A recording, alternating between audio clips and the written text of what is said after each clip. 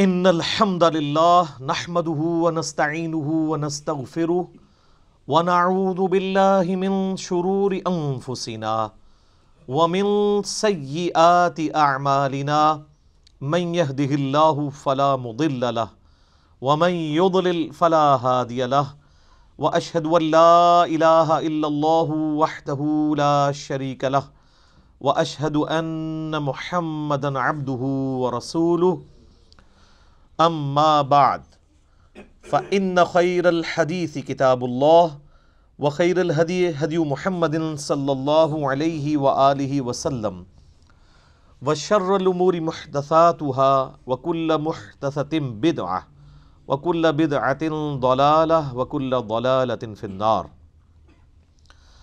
اعوذ باللہ السمیع العلیم من الشیطان الرجیم من ہمزہ ونفخہ ونفثہ بسم اللہ الرحمن الرحیم رب اشرح لی صدری ویسر لی امری واحلل عقدۃ من لسانی یفقہوا قولی۔ بسم اللہ الرحمن الرحیم ان اللہ وملائکتہ یصلون علی النبی یا ایہا الذین آمنوا صلوا علیہ وسلموا تسلیما۔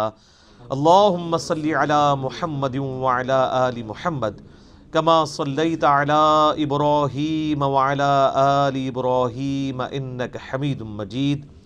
اللہم بارک علی محمد وعلی آل محمد کما بارکت علی ابراہیم وعلی آل ابراہیم انک حمید مجید۔ اللہم ربنا آتنا فی الدنیا حسنۃ وفی الآخرۃ حسنۃ وقنا عذاب النار۔ لا الہ الا انت سبحانک انی کنت من الظالمین۔ حسبنا اللہ ونعم الوکیل۔ یا حی یا قیوم برحمتک استغیث ولا حول ولا قوة الا باللہ العلی العظیم۔ ربنا آتنا من لدنک رحمۃ وہیئ لنا من امرنا رشدا۔ آمین۔ الحمدللہ آج 8 دسمبر 2019 کو قرآن کلاس نمبر 7 میں ہم انشاءاللہ تعالی سورۃ الفاتحہ کا آغاز کرنے جا رہے ہیں۔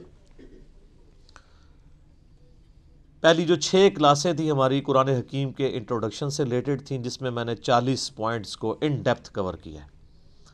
وہ 6 کلاسیں 55 منٹ کی جو شخص دیکھ لے گا، قرآن کے حوالے سے جتنی بھی بیسک انفارمیشن ہے وہ میں نے 40 علمی پوائنٹس کے اندر اس میں ان ڈیپتھ ڈسکس کی ہے۔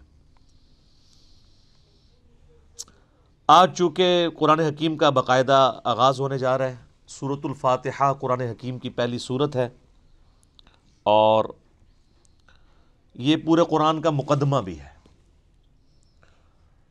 اس کو الفاتحہ بھی کہا جاتا ہے، یعنی کھولنے والی، یعنی قرآن اسی سے آ کے کھلتا ہے، یہ قرآن کی چابی ہے۔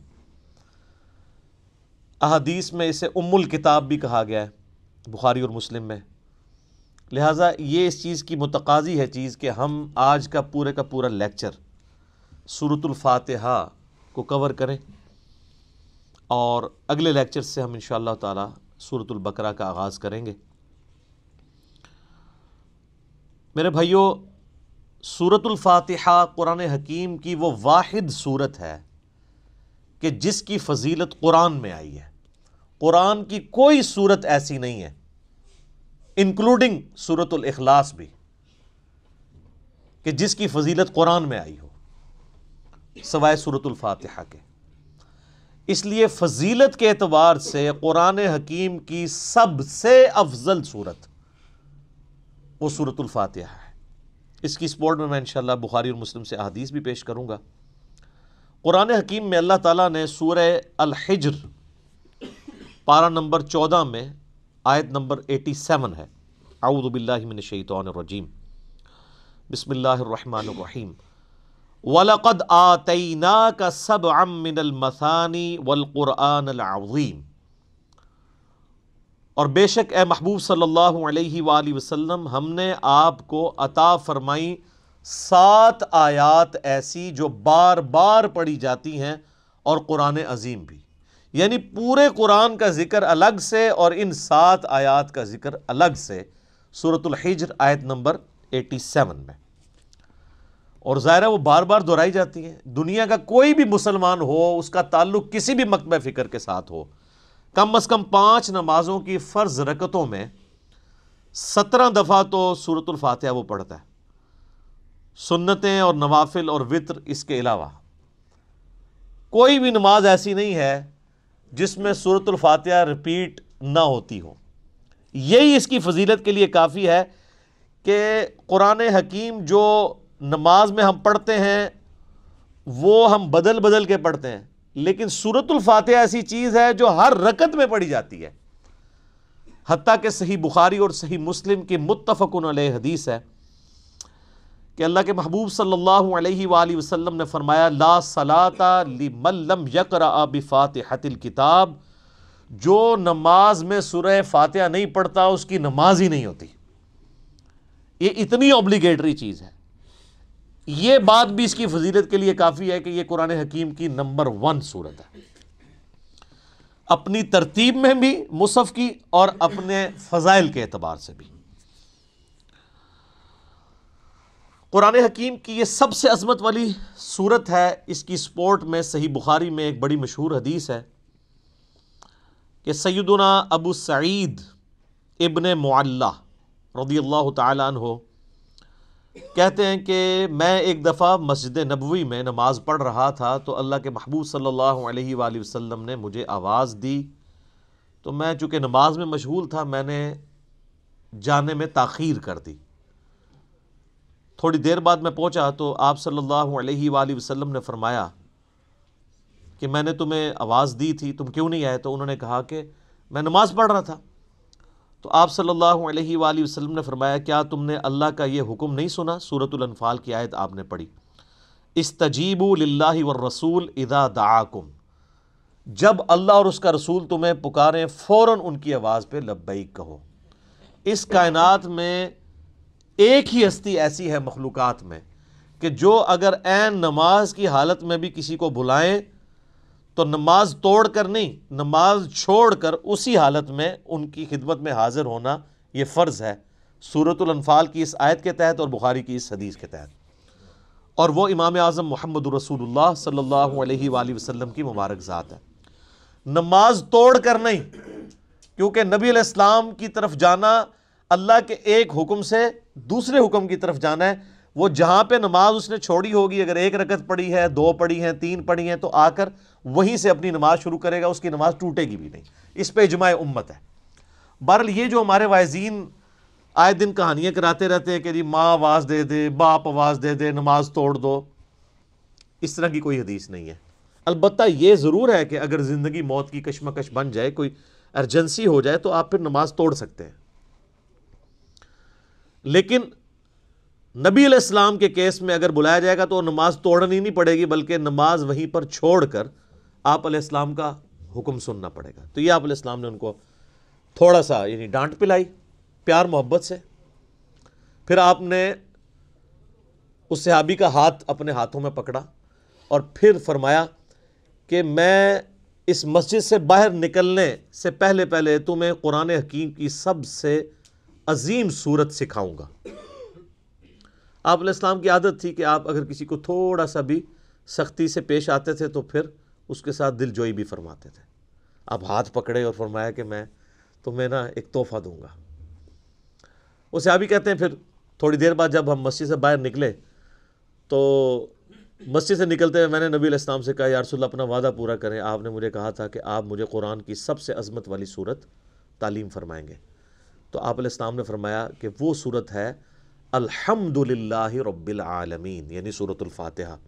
اور پھر آپ علیہ السلام نے ساتھ ہی یہ سورہ حجر کی آیت نمبر 87 بھی پڑھی کہ یہ وہ جو قرآن حکیم میں آیا ہے وَلَقَدْ آتَيْنَاكَ سَبْعًا مِّنَ الْمَثَانِي وَالْقُرْآنِ الْعَظِيمِ، یہ ہے وہ صورت جو قرآن حکیم میں اللہ نے مجھے عطا کی، جو 7 آیات بار بار دہرائی جاتی ہیں۔ اور پھر آپ علیہ السلام کے بخاری میں الفاظ ہیں، یہ ام الکتاب ہے، یہ قرآن کی ماں ہے، قرآن کی جڑ اس میں ہے، اسی سے پورے قرآن کا درخت نکل رہا ہے۔ فاتحہ بھی ہے، ام الکتاب بھی ہے، اور یہ وہ 7 آیات ہیں جو سورہ ہجر میں آئی ہیں۔ تو سورہ ہجر کی اس آیت کے کانٹیکسٹ میں کتاب التفسیر چیپٹر میں امام بخاری اس حدیث کو لے کر آئے ہیں۔ یہ حدیث کافی ہے اس کی فضیلت کے لیے۔ اچھا، یہ تو سورہ اعظم تھی نا قرآن کی۔ قرآن کی ایک آیت بھی ہے جو اعظم ہے، وہ صحیح مسلم میں حدیث ہے۔ ابی ابن کعب، جن کے بارے میں بخاری مسلم میں آتا ہے کہ 4 بندوں سے قرآن سیکھو، ان میں ایک عبداللہ ابن مسعود ہیں اور ایک ابی ابن کعب ہیں اور سیدنا سالم ہے، یہ ان میں سے ایک ہیں۔ تو ابی ابن کعب کہتے ہیں کہ نبی علیہ السلام نے مجھ سے ایک دن پوچھا کہ جانتے ہو کہ قرآن کی سب سے اعظم آیت کون سی ہے؟ تو انہوں نے کہا یا رسول اللہ صلی اللہ علیہ وآلہ وسلم، میرے اندازے کے مطابق قرآن حکیم کی سب سے عظیم آیت اللہ لا الہ الا هو الحی القیوم آیت الکرسی سورہ بقرہ کی آیت نمبر 255 ہے۔ تو آپ علیہ السلام نے اپنا ہاتھ ان کے سینے پہ مارا محبت کے ساتھ اور فرمایا ابو منذر تمہیں یہ علم مبارک ہو، یعنی نبی علیہ السلام نے ان کے علم کے اوپر ان کی تحسین فرمائی کہ تمہیں میرے بتائے بغیر تم نے صحیح اندازہ لگایا کہ قرآن حکیم کی سب سے اعظم سورت جو آیت ہے وہ آیت الکرسی ہے۔ بخاری سے پتہ چلا کہ سب سے اعظم سورت سورۃ الفاتحہ ہے، مسلم شریف سے پتہ چلا سب سے اعظم آیت آیت الکرسی ہے۔ تو اس سے یہ بات بھی کلیئر ہوگی کہ جو لوگ کہتے ہیں نا وہ احادیث میں ہے سواد اعظم، وہ سب سے بڑا گروہ جو ہے اس کو پکڑ لینا، اور وہ سب سے بڑا گروہ ہر ملک میں ڈیفرنٹ ہوتا ہے۔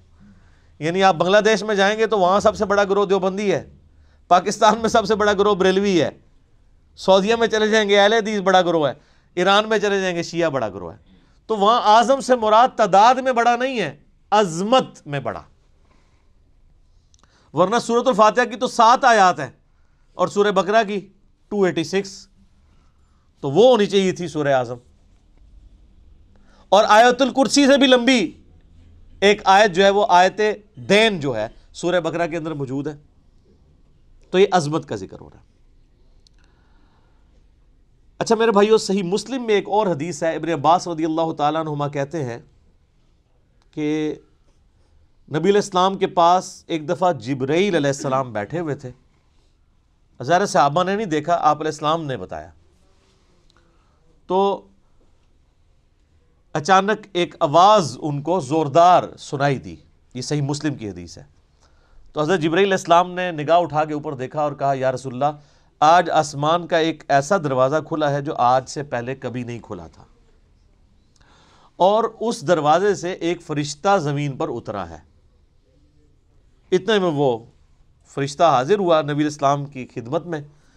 تو حضرت جبرائیل نے کہا کہ یا رسول اللہ، یہ وہ فرشتہ ہے، یہ آج سے پہلے دنیا میں کبھی نہیں آیا تھا، اور وہ دروازہ بھی آج سے پہلے کبھی نہیں کھلا تھا، اور یہ فرشتہ آپ کو سلام عرض کر رہا ہے، اور اللہ کا یہ پیغام لے کر آیا ہے کہ آپ کو بشارت ہو 2 ایسے نوروں کی جو آپ سے پہلے کسی پیغمبر کو نہیں دیے گئے۔ ان میں سے پہلی چیز سورۃ الفاتحہ ہے، اور دوسری چیز سورہ البقرہ کی آخری 2 آیات، آمن الرسول بما انزل الیہ من ربہ والمؤمنون۔ تو سورۃ الفاتحہ وہ نور ہے جو کسی پیغمبر کو نہیں دیا گیا سوائے ہمارے محبوب صلی اللہ علیہ وآلہ وسلم کے۔ اچھا، صحیح بخاری کی جو میں نے حدیث بیان کی کہ سورہ اعظم ہے قرآن کی، اس کے تحت یہ بات تو بالکل کلیئر ہو گئی کہ نبی علیہ السلام نے سورۃ الفاتحہ کو جو تعلیم فرمایا اس کا آغاز کیا الحمدللہ رب العالمین سے۔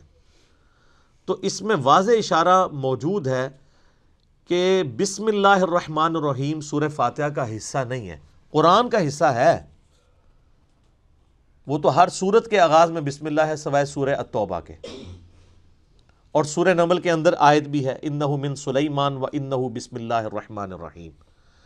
لیکن جو سورتوں کے آغاز میں بسم اللہ لکھی جاتی ہے یہ سورت کا حصہ نہیں، قرآن کا حصہ ضرور ہے۔ تو چونکہ نبی علیہ السلام نے اس میں فرمایا الحمدللہ رب العالمین، تو اگر آپ علیہ السلام نے اس سورت کو تعلیم فرمانا ہوتا اس اعتبار سے کہ بسم اللہ اس کا حصہ ہوتی، تو آپ فرماتے کہ وہ صورت ہے بسم اللہ الرحمن الرحیم الحمدللہ رب العالمین. تو یہ اس بات کو تقویت دیتی ہے کہ بسم اللہ سورہ فاتحہ کا حصہ نہیں، لیکن نماز میں ہم پڑھتے ہیں، اس کے ساتھ پڑھیں گے، لیکن حصہ نہیں ہے. البتہ مسلمانوں میں اہل حدیث مکتبہ فکر اور امام شافعی کے جو مقلدین ہیں ان کا موقف ہے کہ بسم اللہ سورہ فاتحہ کا حصہ ہے. اہل تشیع کا بھی یہی موقف ہے. اسی لیے آپ اگر شیعہ کے چھپے ہوئے قرآن دیکھیں گے اور اہل حدیثوں کے، اب یہ میرے ہاتھ میں جو قرآن ہے یہ سعودیہ سے چھپا ہوا ہے، یہ اہل حدیث کا ہے، اس میں بھی بسم اللہ الرحمن الرحیم کو پہلی آیت انہوں نے ڈکلیئر کیا ہوا ہے اور الحمدللہ رب العالمین کو دوسری آیت.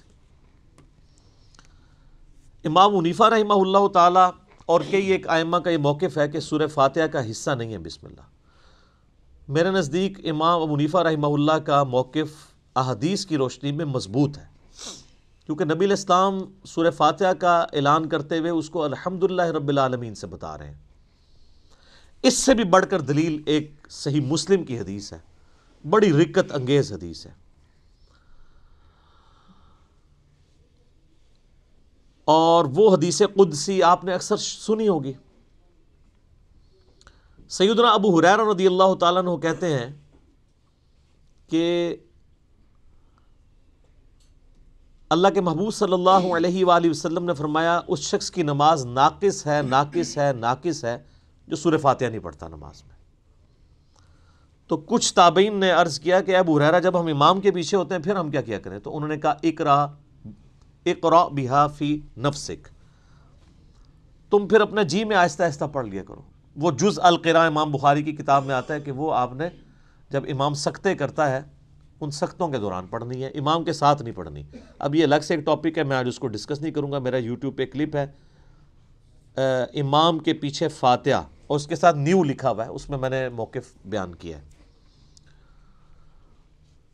اور پھر نبی علیہ السلام نے فرمایا حدیث قدسی، یعنی اللہ کا فرمان بزبان محمد رسول اللہ صلی اللہ علیہ وآلہ وسلم، کہ اللہ تعالیٰ فرماتا ہے قسمت الصلاۃ بینی و بین عبدی نصفین. اچھا، یہ حدیث شیعہ کے ہاں بھی پائی جاتی ہے جو میں بیان کر رہا ہوں صحیح مسلم کی. اب کہ میں نے نماز اپنے اور اپنے بندے کے درمیان برابر تقسیم کر لی ہے، نصف میرے لیے ہے اور نصف میرے بندے کے لیے. اور نماز کسے کہا؟ سورہ فاتحہ کو، پوری نماز. پھر اللہ تعالیٰ نے فرمایا، نبی علیہ السلام فرماتے ہیں کہ جب میرا بندہ کہتا ہے الحمدللہ رب العالمین تو میں کہتا ہوں میرے بندے نے میری حمد بیان کی، میری تعریف کی. جب وہ کہتا ہے الرحمن الرحیم تو میں کہتا ہوں میرے بندے نے میری ثنا کی. جب وہ کہتا ہے مالک یوم الدین تو میں کہتا ہوں میرے بندے نے میری تمجید بیان کی، میری بزرگی کا اعتراف کر لیا. اور جب وہ کہتا ہے ایاک نعبد و ایاک نستعین تو یہ میرے اور میرے بندے کے درمیان کامن عہد اور بانڈ ہے. جو میرے بندے نے مجھ سے مانگا میں نے اسے دیا. اور جب میرا بندہ کہتا ہے اہدنا الصراط المستقیم صراط الذین انعمت علیہم غیر المغضوب علیہم ولا الضالین آمین، تو میرے بندے نے جو مجھ سے مانگا اس دعا میں نے اسے عطا کر دیا.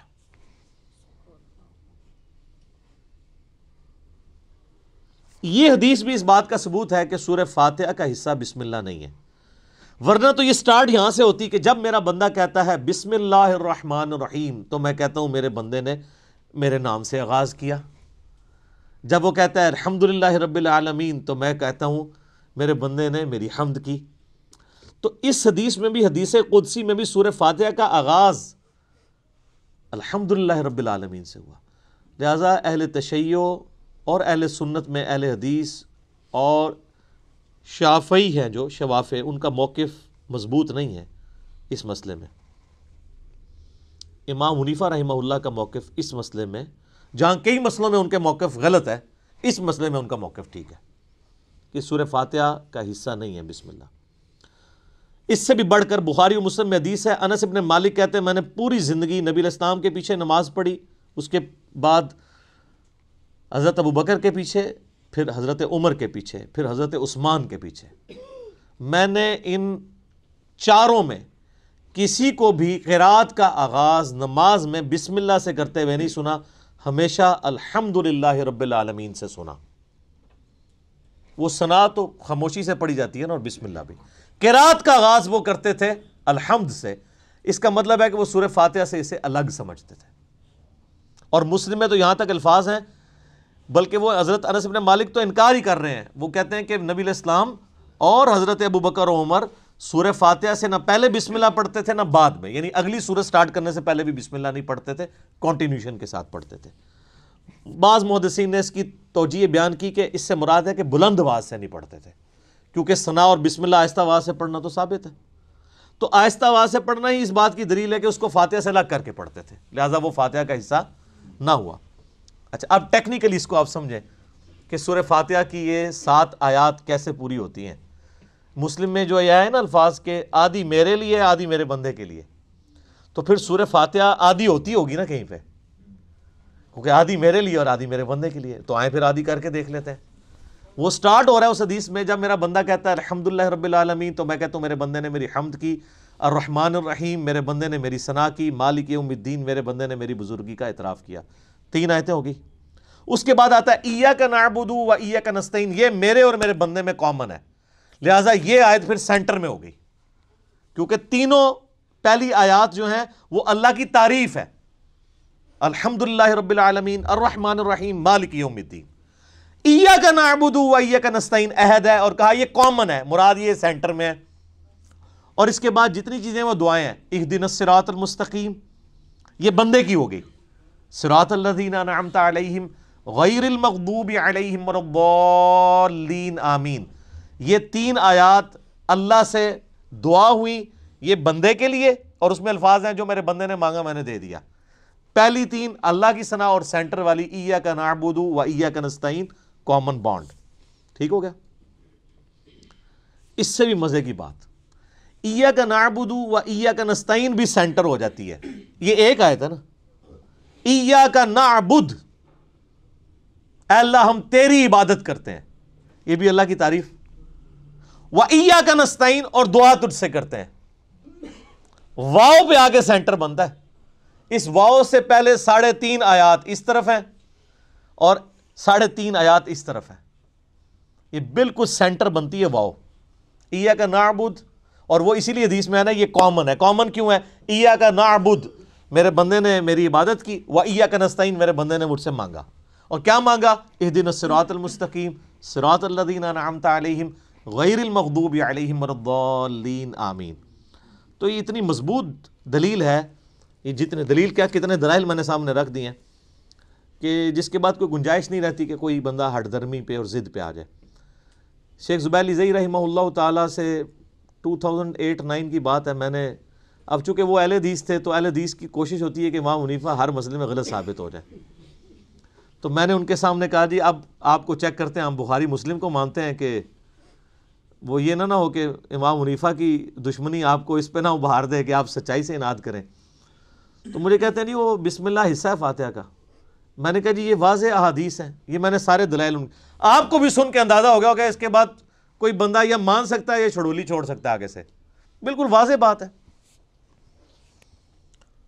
تو ان باتوں کا ان کے پاس کوئی جواب نہیں تھا، وہ کہتے ہیں نہیں امام شافعی، میں نے کہا امام شافعی کو چھوڑیں، آپ کہتے ہیں کتاب و سنت، اب آپ کہہ رہے ہیں امام شافعی کہتے ہیں بسم اللہ حصہ ہے، ہم آپ کو بخاری مسلم سے ثابت کر رہے ہیں کہ سورہ فاتحہ کا حصہ نہیں ہے بسم اللہ۔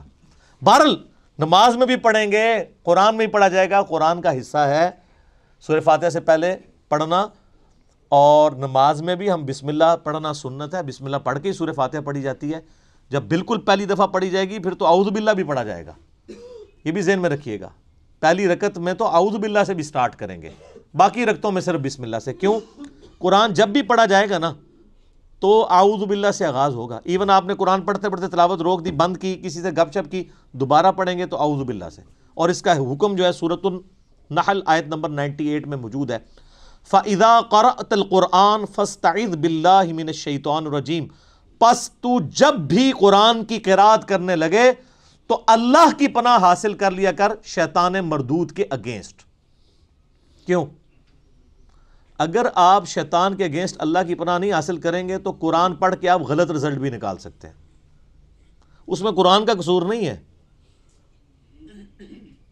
اگر ایک اچھی گاڑی ہے، اس پہ ڈرائیور غلط بیٹھ گیا، جا کے ٹھوک دیتا ہے، تو گاڑی کا تو قصور نہیں ہے۔ تو قرآن حکیم سے غلط رزلٹ جان بوجھ کے لوگ نکال سکتے ہیں، جب تک کہ اپنے آپ کو قرآن کے سامنے سرنڈر نہ کریں اور اللہ تعالیٰ کے سامنے اپنے آپ کو پیش نہ کریں شیطان کے اگینسٹ کہ یا اللہ تو ہی پناہ دے ہمیں اس کے اگینسٹ، ورنہ قرآن حکیم وہ پڑھیں گے تو اس سے غلط رزلٹ بھی نکال سکتے ہیں، وَلِعَوْذُ بِاللَّهِ تعالیٰ، اس لیے حکم دیا گیا۔ اچھا، بخاری مسلم کی ایک حدیث بڑی مزے کی ہے۔ صحابہ کرام کا قافلہ کہیں جا رہا تھا، راستے میں انہوں نے ایک جگہ پانی کے لیے پڑاؤ کیا، تو وہاں پہ ایک قبیلہ آباد تھا، انہوں نے صحابہ کرام کی کوئی مہمان نوازی نہیں کی، لیکن اسی دوران ان کے قبیلے کے سردار کو ایک سانپ یا بچھو نے ڈس لیا۔ یہ حدیث بخاری میں بھی ہے اور مسلم میں بھی۔ تو جب وہ سانپ اور بچھو نے ڈس لیا تو وہ صحابہ کرام کے پاس آئے اور کہا کہ تم میں سے کوئی ایسا ہے جو جھاڑ پھونک کر سکتا ہو، دم ڈال سکتا ہو زہریلے جانور کا؟ تو ایک صحابی نے کہا ہاں مجھے ایک دم آتا ہے، لیکن میں یہ بکریوں کا پورا ریوڑ اس کے عوض معاوضہ لوں گا۔ مرتے کیا نہ کرتے، پھنسے ہوئے تھے، انہوں نے کہا ٹھیک ہے۔ اس نے جا کے دم ڈالا سورہ فاتحہ پڑھ کے، تو حدیث کے الفاظ ہیں وہ بندہ اس طرح ہو گیا جیسے مردہ زندہ ہو جاتا ہے اس کے اثر سے، دم کے۔ بکریوں کا ریوڑ والے کیا۔ اب صحابہ کرام میں اختلاف ہو گیا، ایک گروہ نے کہا کہ یہ تو آپ نے قرآن پڑھنے کی اجرت لے لی ہے، یہ تو حرام ہے، زیادہ پرہیزگار لوگ بھی ہوتے ہیں نا۔ دوسرے نے کہا نہیں ہم نے معاوضہ لیا، بالکل ٹھیک ہے۔ بہرحال یہ طے پایا کہ نبی الاسلام سے جا کے فیصلہ کروائیں گے۔ آپ علیہ السلام کے پاس آئے تو آپ صلی اللہ علیہ وآلہ وسلم نے پہلے تو اس کی تحسین کی کہ تو نے یہ بہت بڑی انوینشن کی ہے، تجھے کس نے بتا دیا کہ سورہ فاتحہ میں اتنی شفا ہے؟ سورہ فاتحہ شفا بھی دیتی ہے۔ اور پھر آپ علیہ السلام نے فرمایا ان احق ما اخذتم علیہ اجرا کتاب اللہ، سب سے بہترین چیز جس کے اگینسٹ تم معاوضہ طلب کر سکتے ہو وہ اللہ کی کتاب ہے۔ اور پھر آپ علیہ السلام نے فرمایا کہ وہ جو بکریاں لی ہیں نا اس میں سے کچھ حصہ مجھے بھی دو تاکہ امت کے لیے کنفرم ہو جائے کہ یہ مال حلال ہے۔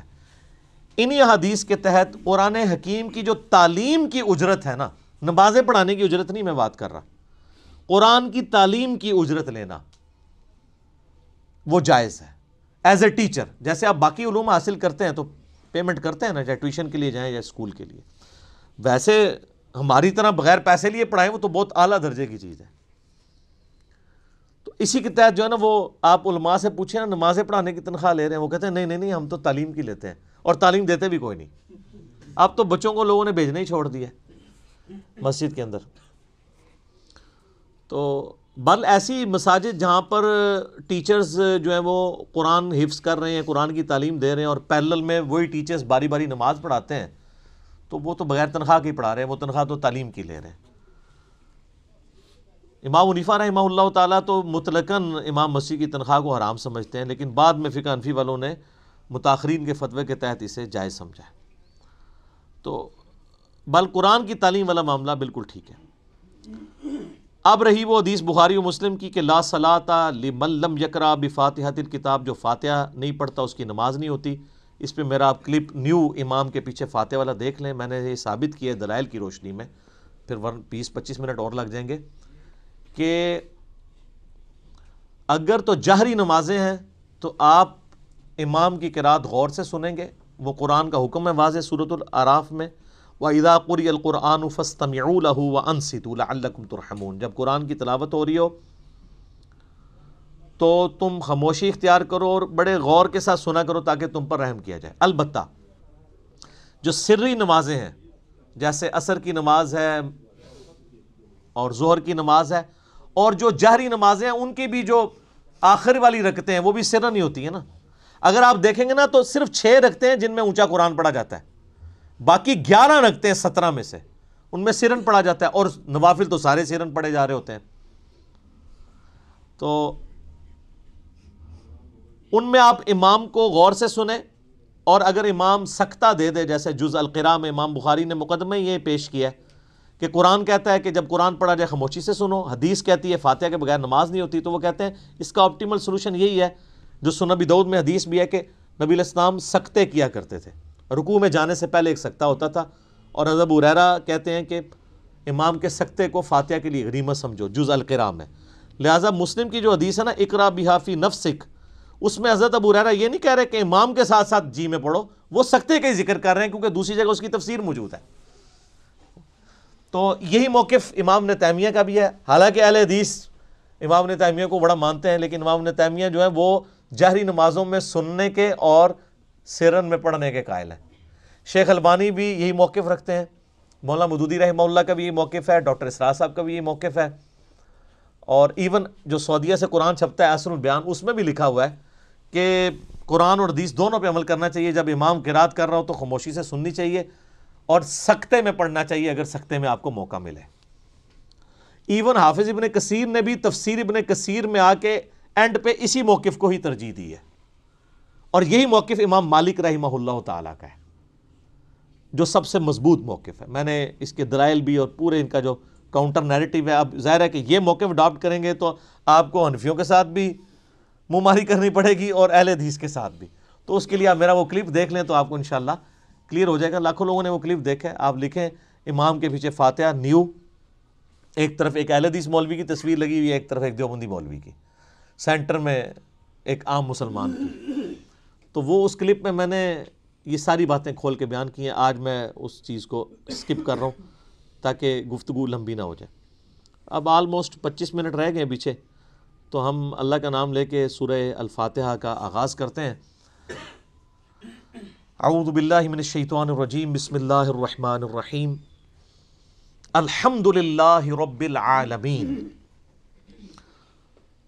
تمام تعریفیں اس اللہ کے لیے ہیں جو تمام جہانوں کا پالنے والا ہے، یہ بھی ترجمہ درست ہے، اور تمام جہان والوں کا پالنے والا ہے، یہ ترجمہ بھی عربی لنگوسٹک کے اعتبار سے درست ہے۔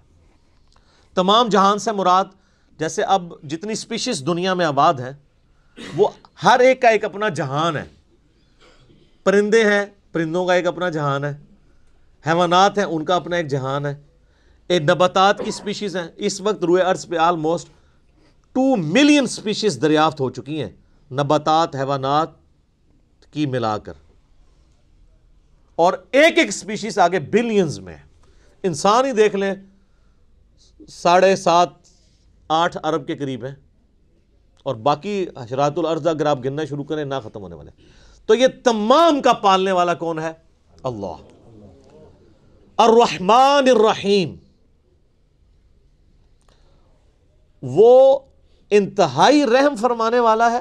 الرحمن کہتے ہیں جیسے اسی سے لفظ، یہ اسی یعنی آپ سمجھ لیں عربی لنگوسٹک کے اعتبار سے طوفان بھی عربی کا لفظ ہے نا، یعنی ٹھاٹھے مارتا ہوا سمندر ہے اس کی رحمت کا، اور سمندر تو کبھی کبھی جوش میں آتا ہے نا، اللہ کی رحمت وہ ہے کہ الرحیم مستقل رہتی ہی ٹھاٹھے مارتے ہوئے سمندر کی طرح ہے، الرحمن الرحیم۔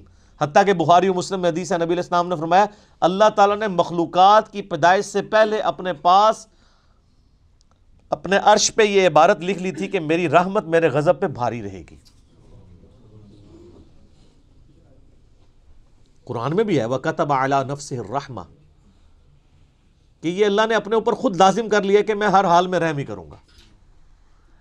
رحم والا جو اللہ تعالیٰ کا پہلو ہے یہ ڈومیننٹ ہے۔ سورہ فاتحہ جو ہے وہ ذہن میں رکھیے گا قرآن کی ماں ہے، ام الکتاب ہے، فاتحہ ہے، قرآن کھولنے والی چیز ہے، تو اس میں جو جو چیز آ رہی ہے نا اس کی جڑ پڑ رہی ہے نا، وہ پورا قرآن اسی جڑ سے پھر اگنے والا وہ بڑا تناور درخت ہے۔ ہر چیز کی جڑ سورہ فاتحہ میں۔ مالک یوم الدین، وہ مالک ہے قیامت کے دن کا۔ دنیا میں تو کئی بادشاہ ہیں، اس کی اجازت سے، اس کی مرضی سے نہیں، اجازت سے۔ اجازت یہ ہے کہ کھلی چھٹی ہے، مرضی نہیں ہے کہ وہ غلط کام کریں، وہ بس اللہ نے 2 راہیں دکھا دی ہیں، انا ہدیناہ السبیل اما شاکرا و اما کفورا، ہدایت کا راستہ واضح کر دیا، چاہے تو شکر گزاری کی روش اختیار کرو، خواہ ناشکری کی۔ لیکن قیامت کے دن صرف اللہ ہی کا حکم چلے گا. دنیا والے جتنے احکامات ہیں یہ سب کے سب پاورز لوگوں کی طرف سے جو اللہ تعالیٰ نے دی ہیں وہ سلب کر لی جائیں گی. لمن الملک اليوم للہ الواحد القہار. آج کس کی بادشاہت ہے؟ اس قہار کی جو سب پہ چھایا ہوا ہے. قہار کہتے ہیں سب پہ چھانے والا. تو قیامت کے دن کا مالک ہے. یہ ایک ایک آیت کے اوپر ایک ایک گھنٹہ بولا جا سکتا ہے، لیکن چونکہ ہم نے پورا قرآن کور کرنا ہے تو اس میں ساتھ ساتھ آیات آئیں گی کراس ریفرنس کے طور پہ. ایاک نعبد و ایاک نستعین. تعریف کرنے کے بعد اے اللہ ان ساری چیزوں کے ہوتے ہوئے حق تو یہ ہے کہ عبادت بھی تیری ہوگی، دعا بھی تجھی سے کی جائے گی. اے اللہ ہم صرف تیری ہی عبادت کرتے ہیں اور کرتے رہیں گے، تجھی سے مدد مانگتے ہیں اور تجھی سے مانگتے رہیں گے. کیونکہ یہ مضارع کا صیغہ ہے جو کنٹینیوشن ہے. پریزنٹ ٹینس اور فیوچر ٹینس عربی میں ایک ہی ہوتا ہے. ہمارے تو تین ہوتے ہیں نا اردو میں اور انگلش میں، پاسٹ، پریزنٹ اور فیوچر. عربی میں فیوچر اور پریزنٹ کے لیے ایک ہی صیغہ استعمال ہوتا ہے، وہ یہاں پہ استعمال ہوا ہے. ایاک نعبد و ایاک نستعین. اور اگر اس کو دعائیہ بنائیں گے جس طرح کہ اعلیٰ حضرت نے ترجمہ کیا ہے، احمد بریلوی صاحب نے، انہوں نے بہت زبردست ترجمہ کیا. انہوں نے کہا اے اللہ ہم صرف تیری ہی عبادت کریں اور صرف تجھی سے مدد چاہیں. یہ علیحدہ بات ہے کہ وہ خود اور ان کے ماننے والے غیر اللہ سے بھی مانگتے رہے ہیں. ترجمہ ٹھیک کیا ہے. اسی لیے میں کہتا ہوں قرآن میں کوئی چیز نہیں داخل ہو سکتی. قرآن کا ترجمہ فٹ ہے، آپ کسی کا اٹھا کے دیکھ لیں، ترجمہ سب نے ٹھیک کیا ہوا ہے. اچھا، عبادت میں تو دعا بھی شامل ہے. جامعہ ترمذی میں حدیث ہے، سنن نسائی میں حدیث ہے، ابن ماجہ میں الدعاء هو العبادہ، دعا عبادت ہے. تو جب دعا عبادت ہے تو ایاک نعبد میں دعا شامل تھی. یہ پھر ایاک نستعین کیوں آیا؟ اس لیے کہ سب سے سینسٹیو ایشو ہی دعا کا ہے، غیر اللہ کو مدد کے لیے پکارنے کا. تو اللہ تعالیٰ نے اس کو اسپیسیفکلی بیان کیا. اس کے باوجود امت کی اکثریت غیر اللہ سے مدد مانگ رہی ہے. ایک تو ہے ظاہری اسباب، وہ تو آپ مانگیں، تو قرآن میں حکم ہے وَتَعَاوَنُوا عَلَى الْبِرِّ وَالتَّقْوَى وَلَا تَعَاوَنُوا عَلَى الْإِثْمِ وَالْعُدْوَانِ. یہ تو بالکل ٹھیک ہے. وہ ایک مفتی صاحب جو کیو ٹی وی پہ بیٹھے ہوئے ہیں لوگوں کے عقیدے خراب کرنے کے لیے، وہ کہتے ہیں جی اب پھر ہم امی سے روٹی نہ مانگیں جا کے. بھائی امی سے روٹی وہ مانگتا ہے جس کی امی گھر موجود ہوتی ہے، جس کی امی قبرستان میں آرام فرما ہوتی ہے. اگر وہ امی سے روٹی مانگ رہا ہو تو اسے کیا کہا جاتا ہے؟ پاگل یا مجذوب. تھوڑے سوفسٹیکیٹڈ ورڈ، مجذوب یا پاگل. تو یہ پاگلوں سے آپ گفتگو کر رہے ہیں، یہ دھوکہ دے رہے ہیں. وہ کہتے ہیں جی کوئی دریا میں ڈوب رہا ہو تو اللہ کو پکارے گا، یا جو وہاں پہ کنارے پہ لوگ موجود ہیں ان کو پکارے گا. بھئی یہ تو ساری اسباب ہیں. تو سر وہ اس وقت شیخ عبدالقادر جیلانی کو بھی پکار کے دیکھ لے اگر اس کو ہے کہ وہ بچا لیں گے، کیونکہ اللہ نے دنیا کو اسباب کے ساتھ جوڑا ہوا ہے. ان کو اگر اپنے بزرگوں پہ اتنا مان ہے تو یہ پھر دریا میں چھلانگ مارے نا اور پکارے بزرگوں کو. ظاہری اسباب میں آپ نے اڈاپٹ کرنے کا حکم ہے. ہاں جو دعا مانگی جائے گی بغیر اسباب کے، آپ جو غائب میں مدد کے لیے پکار رہے ہوتے ہیں، مثلا یہاں بیٹھے میں ان کو کہتا ہوں مجھے پانی پلا دیں، بالکل ٹھیک ہے. لیکن یہ بغداد میں قبر کے اندر ہے، میں کہتا ہوں مجھے پانی پلا دیں، وہی جملہ شرک میں لے جائے گا. یہ ہے اصل مسئلہ. یہ جھگڑتے رہتے ہیں جی وہ جی بزرگوں کو اختیار نہیں. میں کہتا ہوں جی بزرگوں کو اختیار ہو بھی، کوئی بزرگ ماشاءاللہ اتنا پہنچا ہے کہ اسے اللہ نے اختیار ہی دے دیا فرشتوں کی طرح، پھر بھی بزرگوں کو پکارنا شرک ہوگا مدد کے لیے. ویسے آپ نے محبت میں پکارنا ہے، آپ ضرور پکاریں، مدد کے لیے نہیں، ویسے اپنی محبت کا اظہار کریں. لبیک یا رسول اللہ کہیں، لبیک یا حسین کہیں، بالکل ٹھیک ہے، آپ محبت کا اظہار کریں. المدد نہیں. بارش کون برساتا ہے؟ اللہ. ڈیوٹی کس کی ہے؟ تو بارش فرشتوں سے مانگی جائے گی یا اللہ سے؟ اللہ سے. اچھا اگر کوئی فرشتوں سے مانگ لے کہ یار خیر اللہ نے ڈیوٹی لگائی ہے، سر وہ مشرک ہو جائے گا.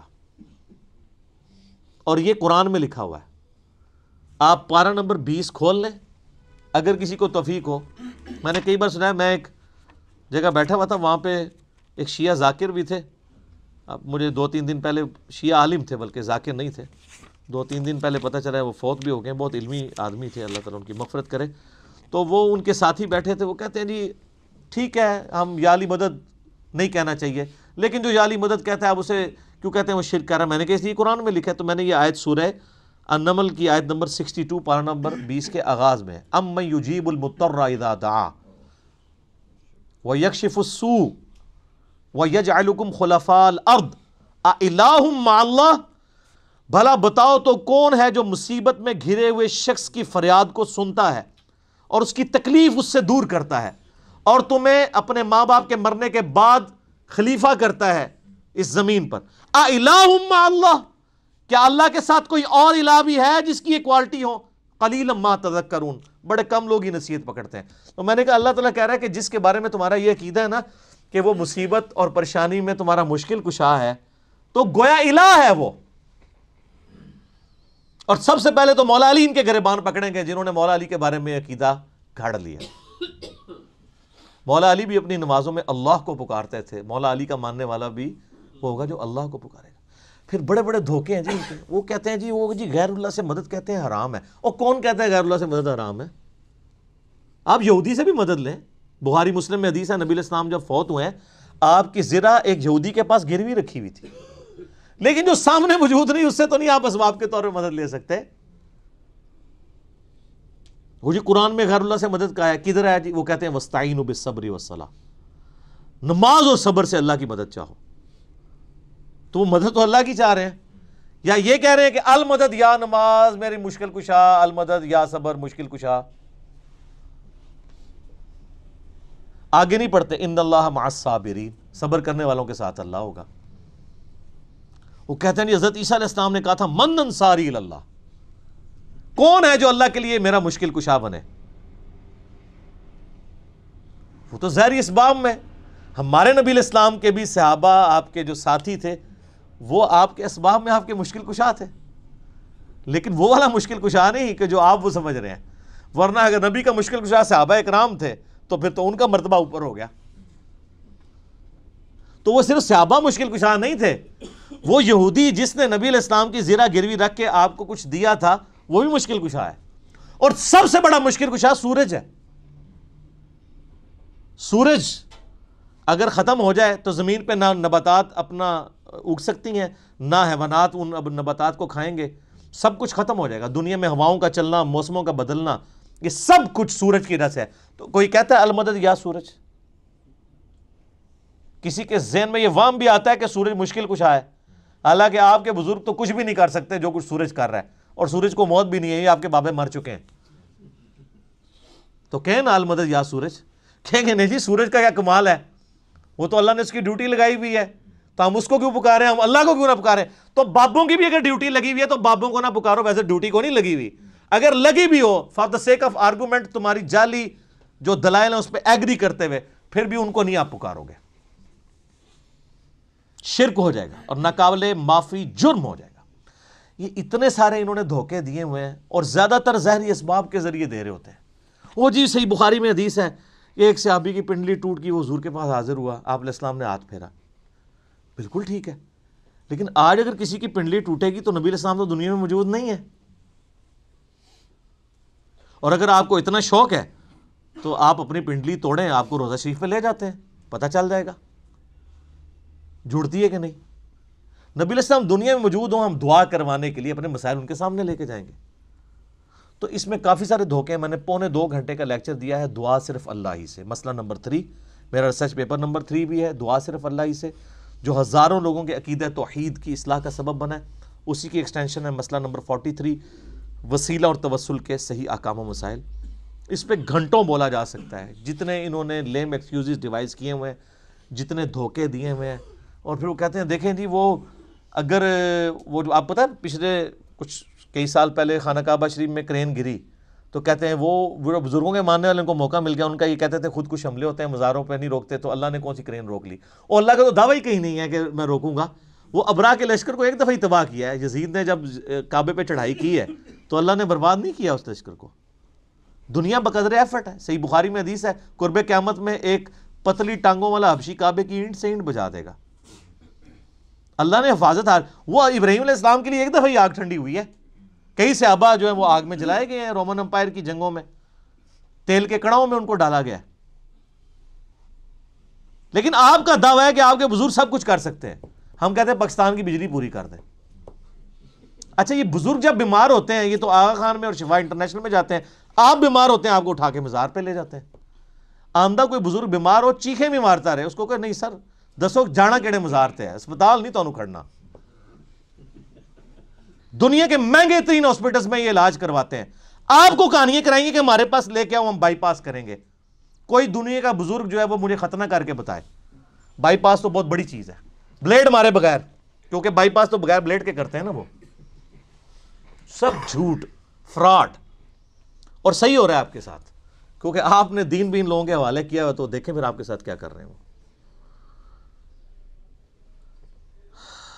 اہدنا الصراط المستقیم، اے اللہ ہمیں چلا سیدھے راستے پر. یہاں بھی دھوکے دیتے ہیں، اور یہ سارے ہی بزرگ ٹھیک ہیں، سارے ہی راستے ٹھیک ہیں. اور قرآن میں تو راستے آئے کہ ہی نہیں ہیں. قرآن میں گمراہی جمع کے سیغے سے آئی ہے، ہدایت ہمیشہ سنگولر کے سیغے سے. ظلمات آیا گمراہی کے لیے، نور آیا، انوار نہیں آیا. تو قرآن کا ترجمہ ہی غلط کر رہے ہو. اہدنا الصراط المستقیم، اے اللہ ہمیں چلا سیدھے راستے پر. صراط الذین انعمت علیہم، راستہ ان لوگوں کا، راستے نہیں. وہ کہتے ہیں چاروں ہی حق پہ ہیں، پانچوں ہی حق پہ ہیں، سارے ہی ٹھیک ہیں. راستہ ان لوگوں کا انعمت علیہم، جن پر تیرا انعام ہوا.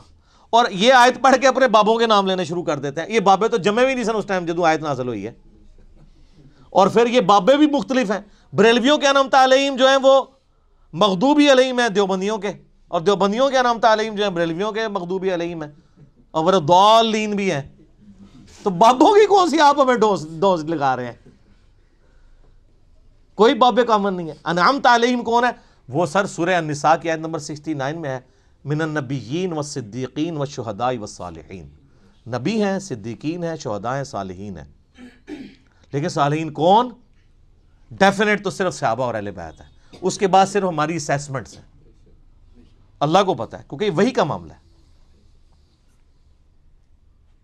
تو راستہ، اور وہ راستہ کس کا ہے؟ اچھا راستہ اللہ کی طرف سے کسے عطا ہوتا ہے؟ بابے کو یا پیغمبر کو؟ اللہ کے کھاتے میں تو بابا کوئی ہوتا ہی نہیں ہے، پیغمبر ہی ہوتے ہیں، باقی سب فالوور ہوتے ہیں. لیڈر ایک، یہاں تو ان کو انہوں نے لیڈر بنا دیا ہوا نا، یہ فالوور تھے.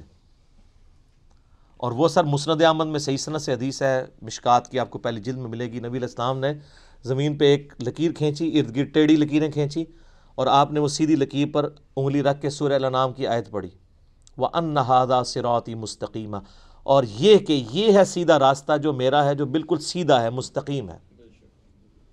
اسی کی پیروی کرو، ادھر ادھر کے راستوں کی پیروی مت کرنا، وہ تمہیں بہکا دیں گے. یہ ہے وہ چیز جس کی اللہ تمہیں وصیت کرتا ہے. یہ آیت آپ علیہ السلام نے پڑھی اور اپنے راستے کو کہا یہ سیدھا راستہ ہے. تو سیدھا راستہ نبی علیہ السلام کا ہے. ان نام یافتہ لوگوں کا راستہ نہیں ہے سیدھا. وہ تو بیچارے خود راستے پہ چل رہے ہیں. یہ کہتے ہیں ان کے پیچھے چلیں. نہیں نہیں نہیں نہیں، ان کے پیچھے نہیں، اس راستے پہ چلنا ہے جس راستے پہ وہ چل رہے ہیں. ان کے پیچھے نہیں چلنا، نبی علیہ السلام کے پیچھے چلنا ہے. کیونکہ وہ تو پھر آپ خود ہی میں سناتے ہیں، شیخ عبد القادر جیلانی کے پاس شیطان آیا، اس نے کہا عبد القادر تیری ساری نمازیں معاف ہیں جی. تو کہنا عبد القادر جیلانی نے لا حول ولا قوت الا باللہ پڑھا اور کہا تو شیطان ہے. تو اس نے جاتے جاتے پھر وار کیا. اس نے کہا تجھے تیرے علم نے بچا لیا. تو ان کا نہیں، مجھے اللہ کے فضل نے بچایا. تو کہتے ہیں وہ ایک نورانی شکل میں آیا تھا، تو وہ کہنے لگا میں تیرا رب ہوں. اور پھر اس نے کہا کہ تیرے اس مقام پہ پہنچے ہوئے 70 غوث میں نے ورگلا دیے. تو ہم کہتے ہیں غوث تو آپ کہتے ہیں سب سے بڑا اونچا مرتبہ ہوتا ہے، وہ 70 غوث جس شیطان نے ورگلا دیے اس کو کیوں نہیں پیر مانتے؟ اور وہ جو 70 غوثوں کے ماننے والے لاکھوں مرید تھے، وہ تو کہہ رہے تھے ہمارے بزرگ ہمیں بخشوائیں گے. وہ بزرگ تو خود اللہ کے فضل سے دوزخ پہنچے ہوئے ہیں، وہ شیطان نے ورگلا دیا. تو تسی کتنے جاؤ گے؟ تو سر پیروں نو پھڑو جنہوں اللہ نے تہاڈا پیر بنایا. ما ضل صاحبکم وما غوا، تمہارے نبی نہ کبھی بہک کے ہیں نہ کبھی بیرا چلے ہیں. اس کو پیر مانو. سناتے خود ہیں اور انجینئرنگ پھر جب ہم کرتے ہیں ان کو سمجھ آتی ہے ہمارے ساتھ ہو کیا گیا. پھر اس کا غوثوں کا تو اعتبار ہی کوئی نہیں. 70 غوث جو رگڑے گئے نے تو باقی کا کیا اعتبار ہے؟ تو نبی علیہ السلام کو اپنا امام مانے. تو صراط الذین انعمت علیہم نبی علیہ السلام کا راستہ. اچھا بخاری مسلم میں ایک حدیث ہے، ایک صحابی حاضر خدمت میں، یا رسول اللہ قیامت کب آئے گی؟ فرمایا کو تیاری کی ہے؟ کہ یا رسول اللہ بس موٹے موٹے فرض ہی پورے کرتا ہوں، زیادہ کوئی باتیں نہیں میرے پاس. یعنی باتوں سے مراد یہ نہیں ہے کہ نماز ہی نہیں پڑھتا ہوں، یعنی نفلی باتیں نہیں ہیں، کوئی نفلی روزے نہیں رکھتا، بہت تہجدیں اشراقیں نہیں پڑھتا، موٹا موٹا جو فرض دین ہے اس پہ چلتا ہوں. البتہ میں اللہ اور اس کے رسول سے محبت کرتا ہوں. تو نبی علیہ السلام نے فرمایا پھر اللہ اور اس کے رسول تیرے ساتھ ہوں گے. انس بن مالک کے بخاری مسلم میں الفاظ ہیں کہ ہمیں اسلام لانے کے بعد پوری زندگی حضور کے کسی فرمان سے اتنی خوشی نہیں ہوئی جتنے اس فرمان سے ہوئی کہ جو اللہ اور اس کے محبوب سے محبت کرتا ہے اللہ اس کا محبوب اس کے ساتھ ہوں گے. اور پھر انس بن مالک کے الفاظ ہیں بخاری کے اندر، اے اللہ میں رسول اللہ سے، ابو بکر سے، عمر سے محبت کرتا ہوں، گو میرے اعمال ان کے والے نہیں ہیں، لیکن پھر بھی تو قیامت والے دن مجھے ان کا ساتھ نصیب فرمانا. ہم بھی اللہ سے دعا کرتے ہیں کہ اللہ تعالیٰ قیامت الدن ہمیں نبی علیہ السلام، صحابہ کرام اور اہل بیت کا ساتھ نصیب فرمائے، آمین. تو یہ وہ لوگ ہیں انعمت علیہم، یہ انعمت علیہم پڑھ کے باپوں کے نام لینے شروع کر دیتے ہیں، فلانے علی سرکار، کاں علی سرکار، کتیاں علی سرکار، کوڑے علی سرکار، پتہ نہیں کیا کیا. یار میں کہتا ہوں ان جن کو بزرگ کلیم کر رہے ہیں ان سے نماز سنیں نا. یہ تجوید کے ساتھ نماز، ترجمہ تو آتا ہی نہیں ہے، تجوید کے ساتھ نماز بھی نہیں آپ کو سنا سکتے، جس میں عین، حا، غین، قاف، ثا، سین، صاد، ذال اس کا فرق کر سکے. یہ آپ شروع ہی کریں گے کہ نہیں یہ تو انہوں نہیں آتا ہوئے گا، اور پھر کلیم کر رہے ہیں کہ آپ کو رسول اللہ تک پہنچائیں گے جو خود نبی علیہ السلام سے کوسوں دور ہیں. انعمت علیہم پھر کون ہوئے؟ ڈیفینیٹلی انبیاء کرام، صحابہ کرام اور اہل بیت. بس بعد میں آپ کی اور میری منہ شگافیاں ہیں، آپ کسی کو رحمت اللہ علیہ کہہ دیں، دوسرے لعنت اللہ علیہ کہہ دیں گے، وہ اپنی اپنی مرضی ہے، اس کی کوئی گارنٹی نہیں ہے. صراط الذین انعمت علیہم غیر المغضوب علیہم ولا الضالین، آمین. بچانا ان کے راستے سے کہ جن پر تیرا غضب ہوا اور جو گمراہ ہے. اور اس کے بعد بخاری مسلم میں الفاظ ہیں کہ نبی علیہ السلام سورہ فاتحہ جب بھی پڑھتے تھے تو آمین کہتے تھے. آمین آہستہ آواز میں، اونچی آواز میں، یہ بھی اختلاف ہے. بہرحال امام ترمذی نے پوری بحث کی ہے جس میں انہوں نے یہی راجح قول اختیار کیا ہے کہ جو جہری نمازیں ہیں ان میں آمین اونچی کہی جائے گی، اور جو زور اثر کی نمازیں ہیں اس میں آمین آہستہ کہی جائے گی. بہرحال آمین کہنا سنت ہے. یہ آمین قرآن کا حصہ نہیں ہے، اسی لیے سورہ فاتحہ جب قرآن میں لکھی ہوتی ہے کبھی غور سے آپ نے دیکھا نہیں وہاں آمین نہیں لکھی ہوتی، کیونکہ وہ نماز یعنی نماز میں سنت ہے، قرآن کا حصہ نہیں ہے. اور بخاری مسلم کے الفاظ ہیں کہ اس وقت فرشتے بھی آمین کہتے ہیں، اور جب امام آمین کہتا ہے تو جس کی آمین فرشتوں کے ساتھ مل جائے اللہ تعالیٰ اس کی مغفرت فرما دیتا ہے. اسی لیے اس چیز کا اہتمام کیا جاتا ہے کہ آپ ولضالین سے پہلے پہلے شامل ہو جائیں. تو یہ غیر المغضوب علیہم ولضالین، اس میں طویل خاص کے اعتبار سے تو ظاہر ہے کہ جو نبی علیہ السلام کی امت سے پہلی امتیں جو گمراہ ہوئی ہیں جن پر اللہ کا غضب ہوا، وہ تو قرآن پھر ہمیں بتاتا ہے.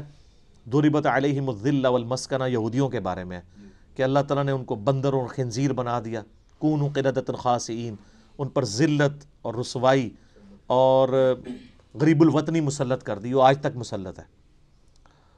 اور ضالین گمراہ ہوئے لوگ وہ نصارہ ہیں کہ جن کے پاس یعنی سب کچھ شغف تھا معاملات میں لیکن غلو کیا دین کے معاملے میں، گمراہی کا راستہ اختیار کیا، باتیں بہت کی، حضرت عیسیٰ کو مانا لیکن ان کو ڈیوینٹی میں کلیم کر دیا. یہودیوں کا مسئلہ تھا، یہ اہل علم تھے، اس کے باوجود جان بوجھ کر انہوں نے گمراہی کا راستہ اختیار کیا. آپ کو پتہ کتنے ہیلے بہانے یہ کرتے تھے. اس لیے اللہ نے کہا یہ مغضوب علیہم ہے، ان پہ اللہ کا غضب ہوا ہے، لعنت ہوئی بھی ہے. سورہ نساء میں آتا ہے نا کہ لعنتی ہیں یہ. عیسائیوں کو اللہ نے لعنتی نہیں کہا اس سختی کے ساتھ، کیونکہ ان میں اکثر لوگ سیدھے سادے تھے، گمراہ ہو گئے. لیکن ہے گمراہ ہے، یہ نہیں کہ ان کا سیدھا پن ان کو بچا لے گا، ایسا نہیں ہے. لیکن بڑا جرم ہے کہ جان بوجھ کے ایسا کرنا. تو غیر المغضوب علیہم جن پر اللہ کا غضب ہوا، والضالین اور جو گمراہ ہوئے. یہ آخری آیت ہے. اچھا وہ بعض لوگ کہتے ہیں وہ جی ہر ایک کی جگہ آیت پڑھی ہوئی، یہاں آیت نہیں پڑھی. یہ آیات کے جو نشان بھی ہیں نا، یہ بھی مطلب کوئی آپ پرانے مصحف اٹھائیں گے نا، اگر کلمی ان میں نہیں تھے، یہ تو ڈویژن بعد کی ہے. اندازے تو موجود تھے، یعنی جو آگے ہم گول وہ استعمال کرتے ہیں، تو عموماً جو قرآن چھپتے ہیں نا ان میں وہ والی غیر المغضوب علیہم ولا الضالین سے پہلے جو ہم پڑھتے ہیں نا صراط الذین انعمت علیہم، اس کے اوپر نہیں ہوا ہوتا، یعنی وہ گول نشان نہیں ہوتا، تو اس سے لوگ سمجھتے ہیں کہ شاید یہ پوری ایک آیت ہے تو پھر بسم اللہ کو شامل کریں گے تو 7 آیتیں پوری ہوں گی. نہیں، یہ 2 آیات ہیں. اور میں نے ٹیکنیکلی جو دلائل رکھے ہیں اس سے یہ چیز ثابت ہوتی ہے کہ سورہ فاتحہ کا حصہ بسم اللہ شریف نہیں ہے. اب یہ سورہ فاتحہ جو ہے اگر آپ اس کو اوور ویو کریں نا تو قرآن پاک میں جتنی بھی چیزیں بیان ہونی ہیں آئندہ آنے والے قرآن میں، سب کی جڑ اس کے اندر موجود ہے. اسلام کے بنیادی 3 عقائد کون سے ہیں؟ عقیدہ توحید، عقیدہ رسالت اور عقیدہ آخرت. یہی ہے نا، یہ 3 عقیدے سورہ فاتحہ میں موجود ہیں. عقیدہ توحید الحمدللہ رب العالمین الرحمن الرحیم مالک یوم الدین ایاک نعبد و ایاک نستعین.